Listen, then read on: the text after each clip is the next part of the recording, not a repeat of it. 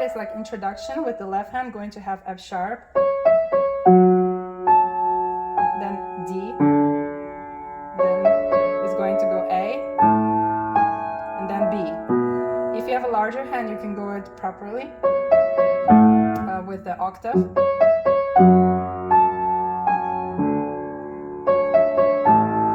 And after this, try to use the chord.